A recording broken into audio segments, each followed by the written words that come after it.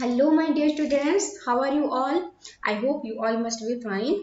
तो बच्चों, अपने लास्ट क्लास में हमने क्या किया था? अपने लास्ट क्लास में हमने प्रॉपर्टीज ऑफ मैटर को स्टार्ट किया था।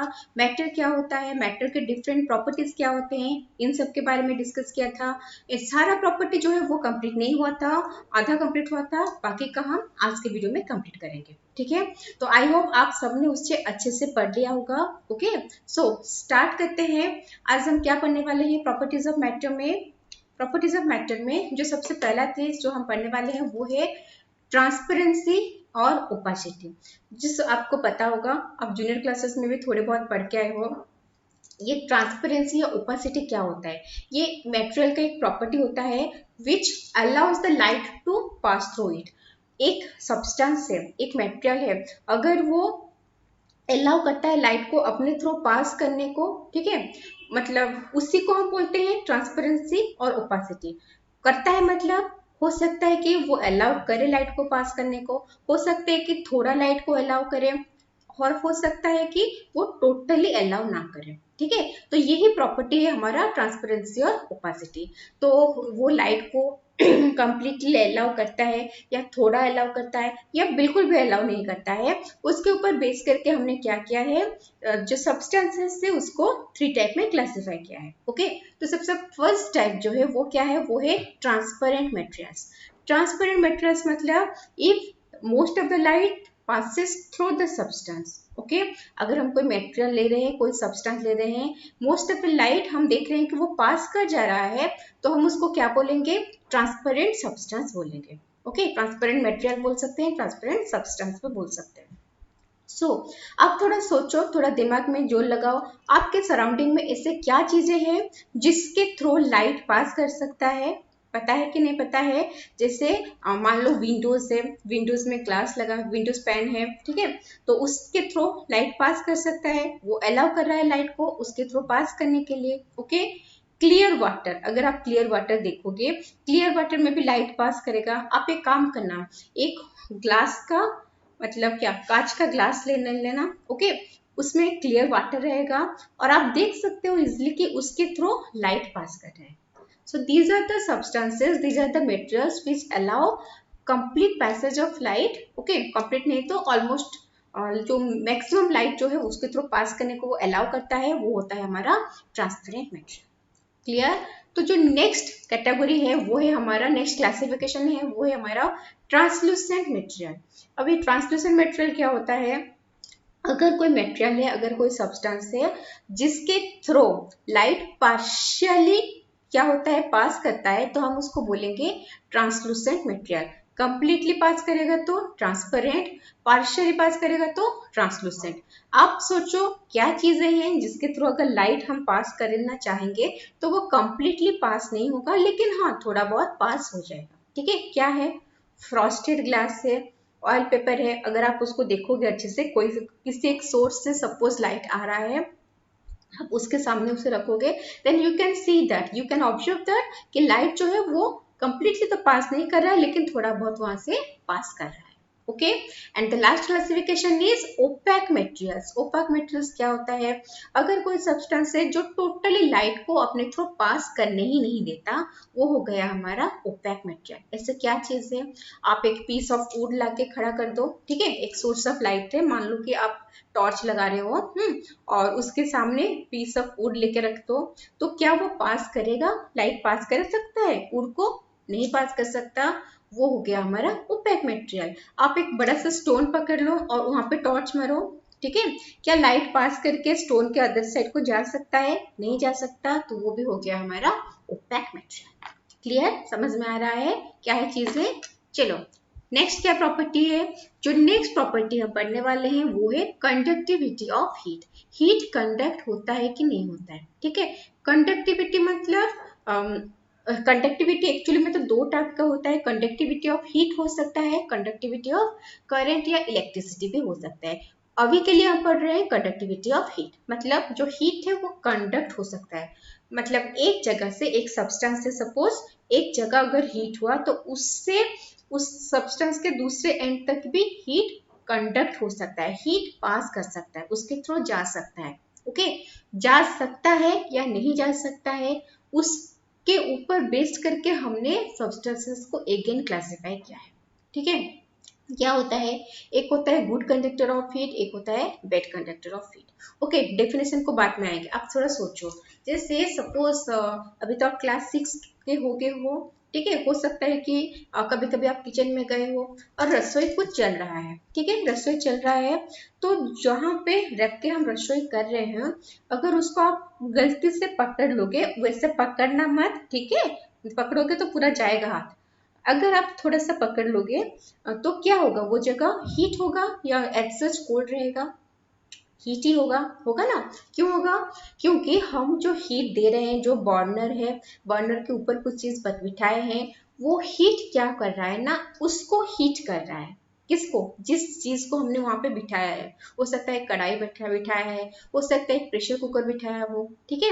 तो वो क्या होता है, जब आप रसोई करते हैं तो पूरा जो चीज है थ्रू आउट द सब्सटेंस वो पूरा गर्म हो जाता है। ऐसा क्यों होता है, जैसे मान लो आपने प्रेशर कुकर रखा है, नीचे गैस का बर्न जला हुआ रहता है, तो हीट कहाँ जा रहा है, प्रेशर कुकर के नीचे गया।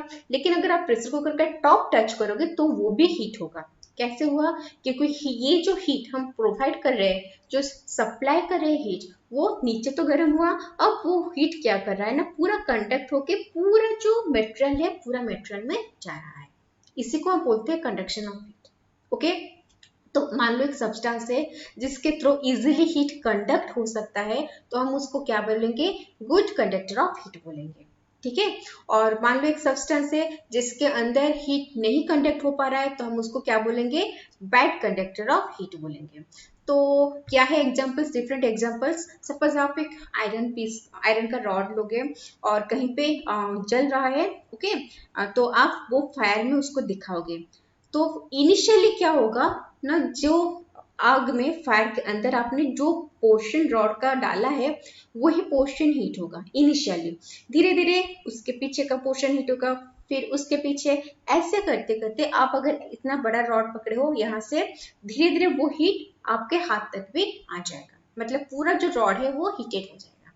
इसका मतलब जो आयरन का रॉड है, it is able to conduct heat, ठीक है, वो अपने अंदर हीट कंडक्ट कर सकता है। That's why we call it as good conductor of heat. In fact जितने भी मेटल्स होते हैं, they all are good conductors of heat. Clear. Next क्या है, नेक्स्ट आप सोचो, एक पीस ऑफ वुड लोगे, और कहीं से हीट निकल रहा है, आप वहां पे दिखाओगे, तो क्या कुछ टाइम के बाद आपका दूसरा, मतलब आपके हाथ में जो पोर्शन है वुड का, क्या वो गर्म होगा, वो गर्म नहीं होगा। ओके, इसका मतलब नहीं कि आप वहां पे आग में दिखा दो, फिर वो जल जल के आपके पास आएगा, फिर गर्म होगा, ठीक है, वो वाला बात हम नहीं कर रहे हैं।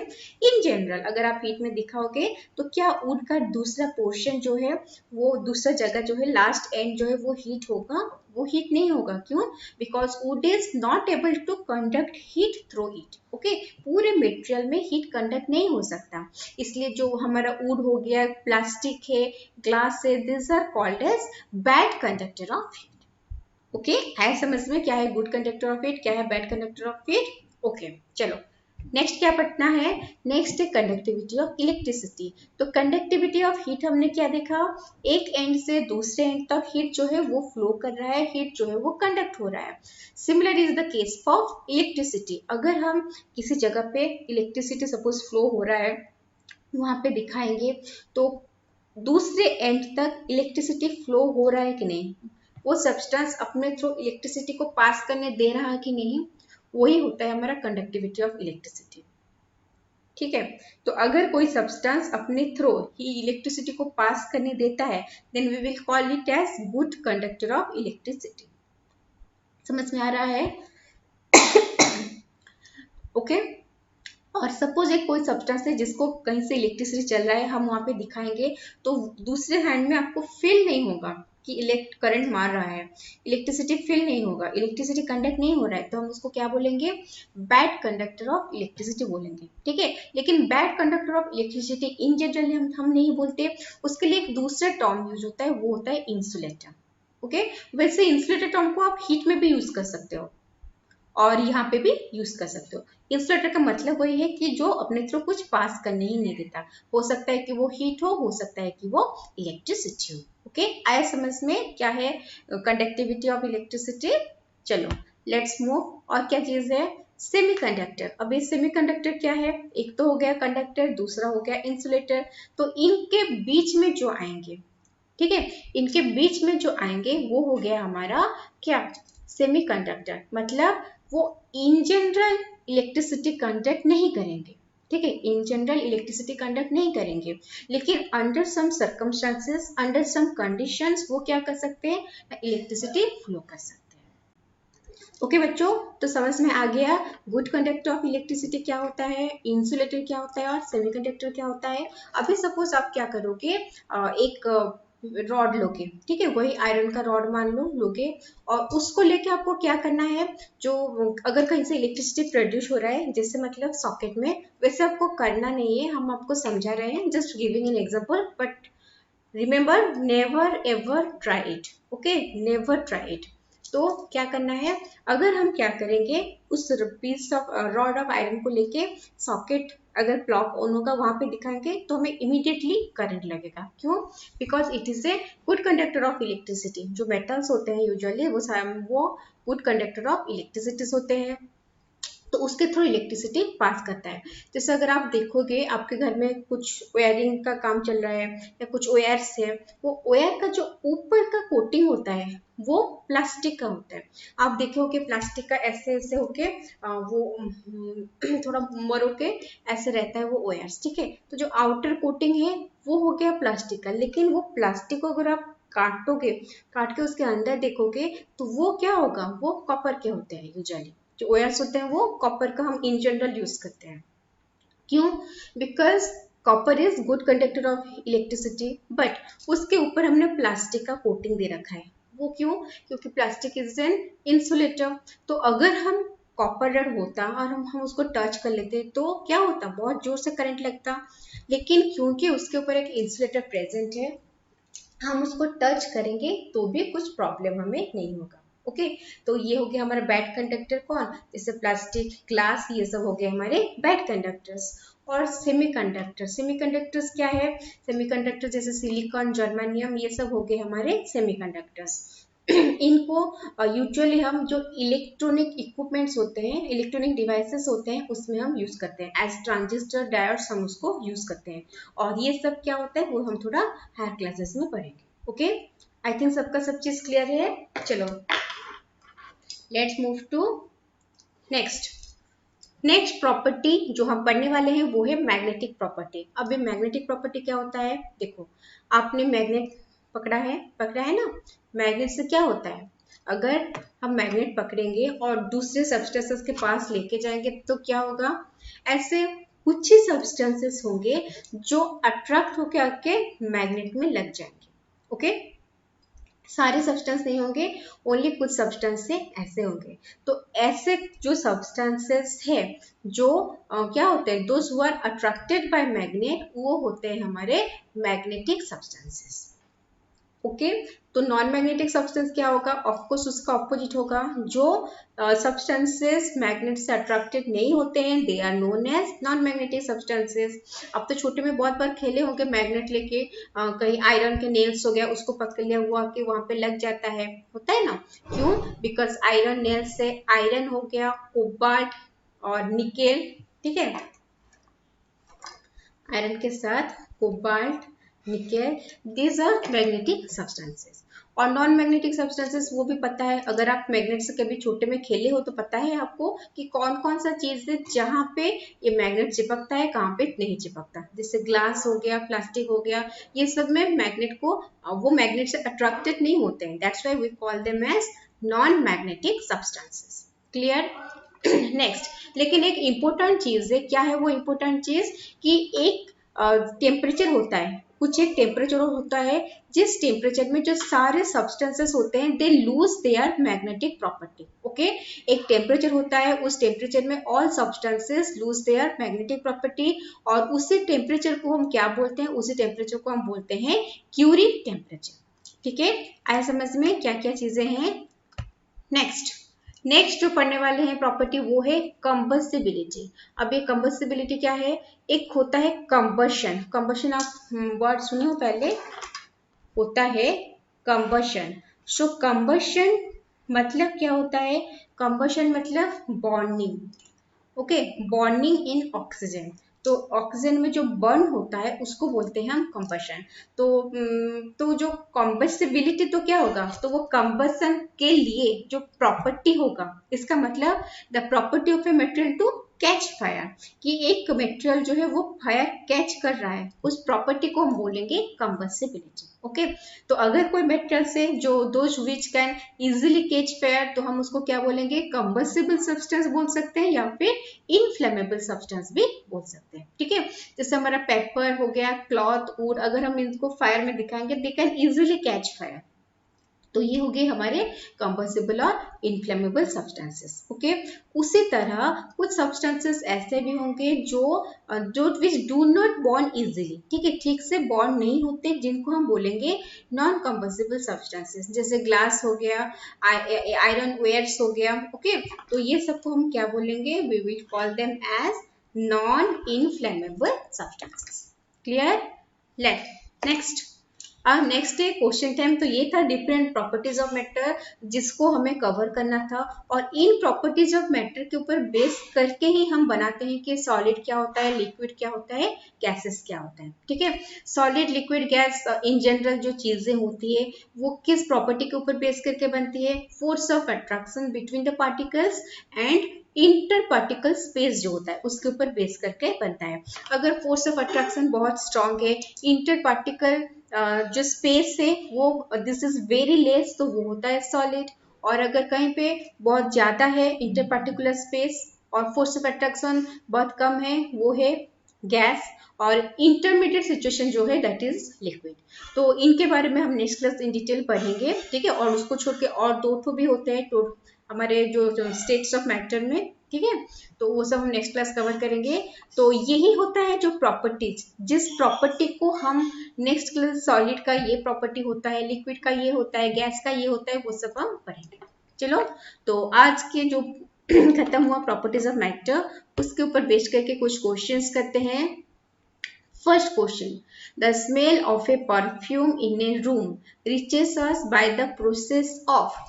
सपोज किसने आपके घर में परफ्यूम लगाया है, ठीक है, और वो जो परफ्यूम कहीं पे लगा लिया, दूसरे रूम में भी अगर होंगे तो भी आपको पता चल जाता है हाँ घर में किसने तो परफ्यूम लगाया है। ठीक है, तो ये जो पता चलता है हमें, ये जो प्रोसेस है वो कौन से प्रोसेस से पता चलता है? Do you know the process? What is the process?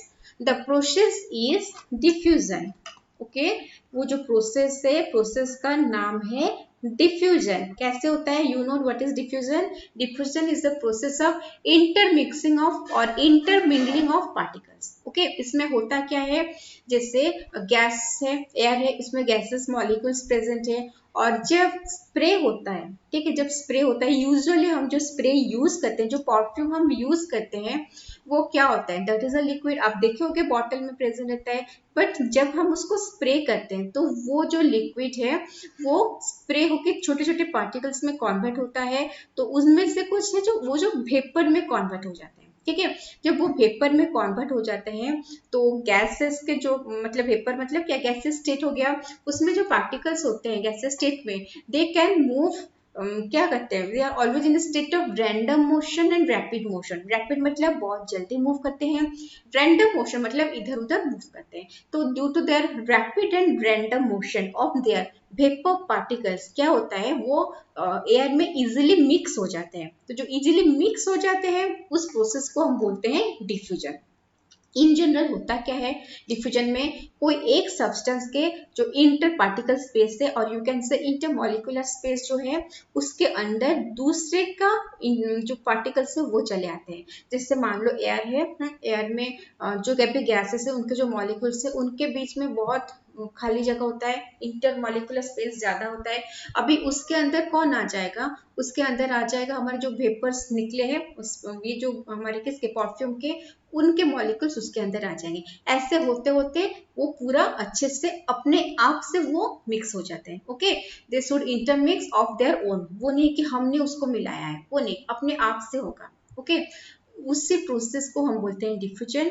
और इसके वजह से वो मिक्स होके जब हम आता है हमारे पास तो we can feel it, we can smell it. Okay, so this is the process of diffusion.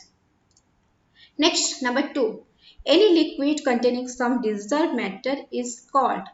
एक लिक्विड है उसमें कुछ डिजॉल्व मैटर है तो हम उसको क्या बोलेंगे? एनी लिक्विड मतलब you can take some water in a glass, okay, and in dissolve मतलब you can take some sugar or you can take some salt, okay, उसको लेके आपको उसको कंप्लीटली मिक्स करना है, मतलब you have to stir it. तो क्या होगा, जो शुगर और जो सॉल्ट है they are soluble substances, okay, they are soluble in water, तो वो कंप्लीटली डिजॉल्व हो जाएगा वाटर में। तो वाटर हो गया जिसमें सॉल्ट और शुगर कंप्लीटली डिजॉल्व है, उस चीज को हम क्या बोलते हैं? We call it solution, okay, what we say it solution. So any liquid containing some dissolved matter is called solution. Next, number 3, the space occupied by any matter. कोई भी मैटर लो आप, ये पेन पकड़ लो, आपका नोटबुक पकड़ लो, उसको अगर आप कहीं पे रखोगे then it will occupy space, some space. अगर टेबल में रखेंगे तो टेबल का नीचे का स्पेस तो गया, उसका साइड में भी वो कुछ स्पेस ऑक्यूपाई करता है, तो ये टोटल स्पेस ऑक्यूपाई करता है, हम उसको क्या बोलते हैं? We call it volume. The space occupied by matter is called its volume. बहुत ही कॉमन टर्म है volume, but we don't know it definition, ठीक है। चलो let's move to our next question. Kitchen utensils have wooden handles since wood is the, देखो जो kitchen के utensils होते हैं उनका हैंडल जो है वो वुड का बनाया होता है। Do you know the reason? Think about it for some time. रसोई घर में हैंडल जो है वो वुड का क्यों बनाया है? क्यों? क्योंकि अगर हम जिसमें भी जिस भी यूटेंसिल में रसोई करेंगे, ओके, या कुछ में सामान रखेंगे, कुछ भी करेंगे, तो उसमें होता क्या है, as they are good conductor of heat, पूरा जो यूटेंसिल है वो पूरा गर्म हो जाएगा। So how will we handle it? हम उसको हैंडल कैसे करेंगे? तो इसलिए हमने वहां पे वुड लगाया है, since wood is a bed conductor of heat, okay. तो इसलिए तो क्या होगा, तो अगर वो हीटेड होगा तो भी हम उसको इजीली पकड़ सकते हैं, इजीली एक जगह से दूसरी जगह को ले सकते हैं। Why? What is the reason? Since wood is the bad conductor of heat, okay.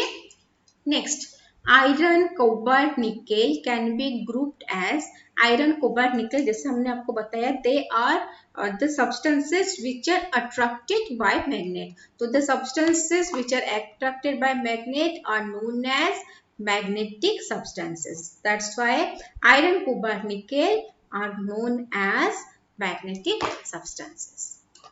Clear? Next question क्या है? A shadow is formed by dash substance when placed in the path of a light. अभी देखो shadow कैसे form होता है, जैसे हम यहाँ पे खड़े हैं और सामने से लाइट ऑन है तो हमारे पीछे शैडो प्रोड्यूस होगा। तो फर्स्ट थिंग तो बोलो ये शैडो प्रोड्यूस क्यों होता है? एक लाइट आ रहा है, लाइट को कोई एक प्लेस, कोई एक ऑब्जेक्ट है, कोई एक सब्सटेंस है जो उसको अपोज मतलब उसके सामने खड़ा हो रहा है और उसको पास नहीं करने दे रहा है, तो उतना जगह ना वो पीछे लाइट नहीं जा सकता, तो उतना जगह जो पीछे है वो डार्क बन जाता है, दैट इज शैडो। आ रहा है समझ में? इन जनरल तो आपको पता ही है शैडो क्या होता है। तो जिसने जगह कवर कर लिया और लाइट उसके पीछे नहीं आ रहा है तो वहां पे जो ब्लैक होगा वो डार्क प्लेस होगा, वही होगा शैडो। तो वो सब्सटेंस जो है वो लाइट को पास क्यों नहीं करने दे, मतलब वो पास नहीं करने दे रहा है। आपने कभी देखा है कि आप खुद खड़े होके लाइट के सामने तो पीछे आपका शैडो आता है? अगर आप ग्लास को लोगे उसके सामने रखोगे तो शैडो प्रोड्यूस होगा क्या? नहीं। क्यों? क्योंकि वो जो लाइट होते हैं that pass through the glass, light glass को पास करके चले जाते हैं, that's why shadow is not form. हमें क्या सब्सटेंस चाहिए? वो सब्सटेंस जो लाइट को पास करने ना दे। अगर लाइट का पासिंग होना स्टॉप होगा तभी जाके शैडो फॉर्म होगा। तो लाइट का पास होना स्टॉप कौन से सब्सटेंस में होता है? That means the indirect question is which substances do not allow light to pass through it? Okay, and what is the answer? The answer is opaque substances. Okay, opaque substances. आया सबको समझ में चीजें? सो आज के वीडियो में बस इतना ही। मिलते हैं नेक्स्ट वीडियो में with some new topic and some new questions. Okay, तब तक के लिए माइंडफुली पढ़ाई करते रहो।